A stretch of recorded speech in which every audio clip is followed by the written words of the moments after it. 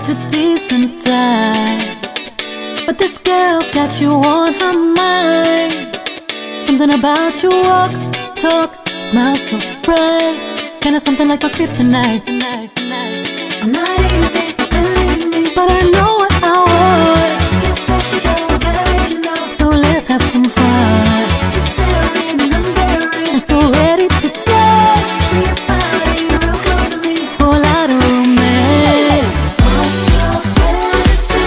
You and me tonight. Let's let the train. You and me tonight. Rock waves. You and me tonight, baby. What's up, y'all? It's your girl Phoenix, and thank you for tuning into another Musicians on Gigs episode. Now, this episode is called How to Handle a Shady Client or Agent. Now, before we get into it, I want to say thank you guys for tuning into my videos. Thank you for supporting my channel. Thank you for liking my music. Thank you for liking my art. Thank you for checking out my website, www.phoenixnovell.com, where I sell all things Phoenix Novell.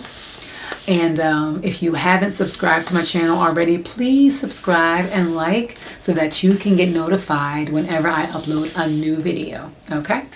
So I got some notes right here. So if you see my eyes looking down, just know I'm looking at my notes, okay?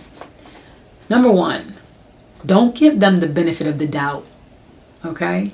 See shady ass clients or agents very clearly and do a mental trajectory of how the relationship can play out and be beneficial to you. Don't be delusional. See what it is, and don't be so quick to be like, oh, you're a fraud, or you suck, or, you know, I heard this about you, or you had this reputation. Don't be so quick to burn the bridge just because you don't agree with the way they're doing something. You know, so many people could have an opportunity for you, and you don't necessarily have to work with them, you know what I'm saying, but they could get you to that next level by introducing you to this other person that you might need to know. If they don't do anything directly to you, deliberately to you, then don't be so quick to burn a bridge. I learned this the hard way, okay? Number 2 is don't challenge them or be too defensive or expose what you know. Use them for what they're good for. That's just like piggybacking off of one.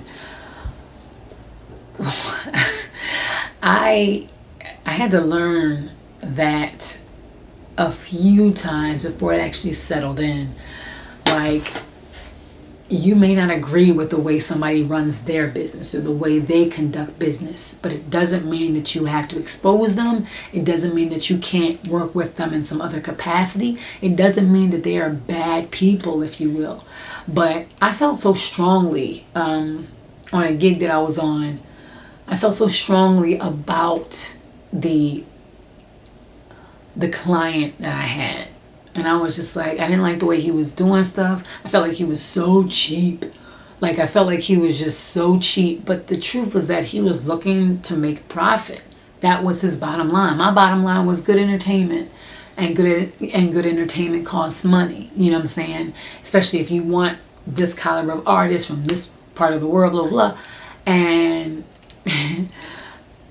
it came out in so many ways. Like, all right, I agreed to take the contract. I agreed to find these artists for him.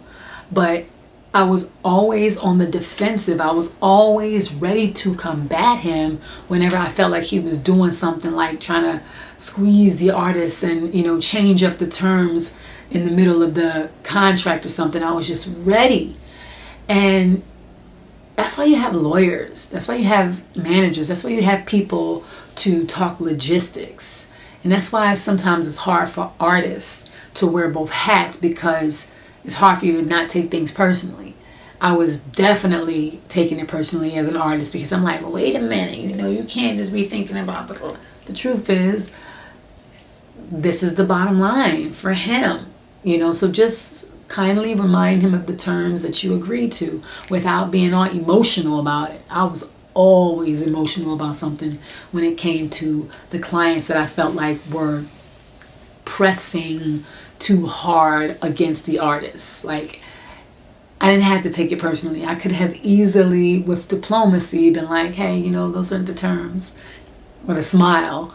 But sometimes it was just easier for me. It was harder for me to hold back what I really felt inside. And eventually the client realized, I don't think she likes me, so eventually it was just like, all right, peace. But I did not need to be that way. So many people do business together in passing. They don't have to be business partners, but they have mutually beneficial opportunities for, people, and you can take advantage of that if you're smart. So, yeah. Number 3, negotiations. Always be pushing for your agenda, but also have something prepared that they feel is fair. All right?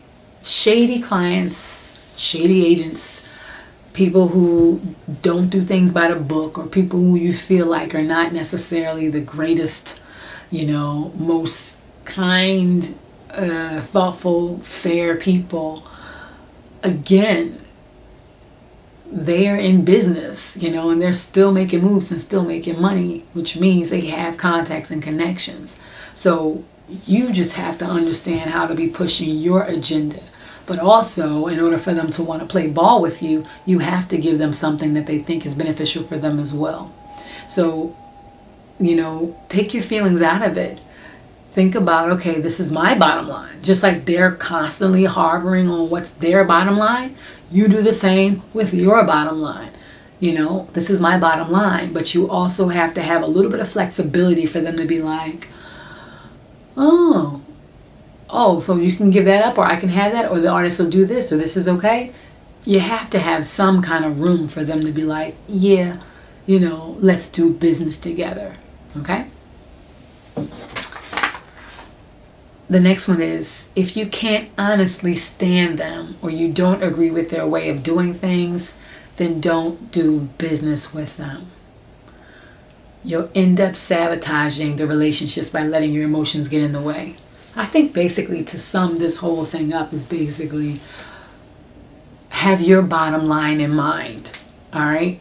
Because you're not going to agree with everything everybody does. And everybody isn't a criminal outright just because they use this door instead of that one, right?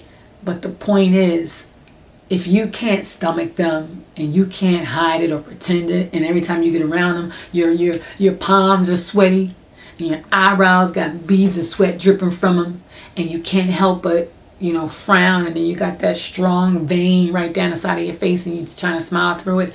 If you can't fake the funk, get out of there. Get out of there. Because they're not going to believe you. They're not going to trust you. They're not really going to want to be around you either. Because it's like, well, I can see you don't like me. I can see we don't have anything in common. I can see that it's, every time I say something or suggest something, your mind is always thinking that I'm trying to take. I was like this. Y'all think I'm joking. I was like this where I just didn't trust the client. So when he introduced me to his the HR department that was putting together all the contracts and trying to negotiate, and I didn't trust. I was taking that energy in there on them, and they didn't even know me. But I'm going in there like, I don't trust him. I know that they probably told me that I'm, that I don't know nothing. So I had this energy, and the guy who I was negotiating with, or who we were going back and forth with terms, he looked at me like, you're already ready to dismiss me. You're already ready to fight. And I had to reevaluate. I had to understand where I was directing my trust issues. I had to understand that I was carrying this energy like it was a damn Uzi, and anybody who was associated with this dude was, liable to get hit. So just don't bother. If you can't leave your emotions at the door and conduct a business deal that's mutually beneficial for everybody, with you focusing on your end, and your bottom line, it's not worth it, because it's gonna be frustrating. It's gonna be it's gonna be a mind fuck. So just don't even deal. All right. So those are my tips on how to handle a shady client or agent.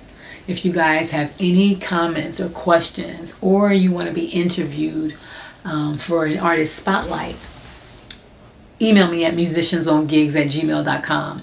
That's musiciansongigs@gmail.com, and I will get back to you. Make sure you like and subscribe. Make sure you check out my website, because I am on a roll right now with my Living on Purpose art collection.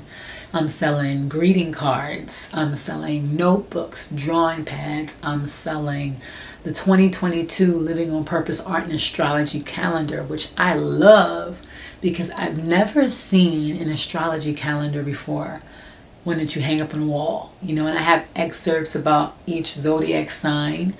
It's not like a whole lot or whatever, but I talk about a little bit about what defines each sign, or the sign's most well-known characteristics, as well as when there's a new moon in Scorpio, or a full moon, or solar eclipse, and the regular holidays that we all know and love and celebrate. So again, thanks guys for joining me for this Musicians on Gigs episode. I will see you soon.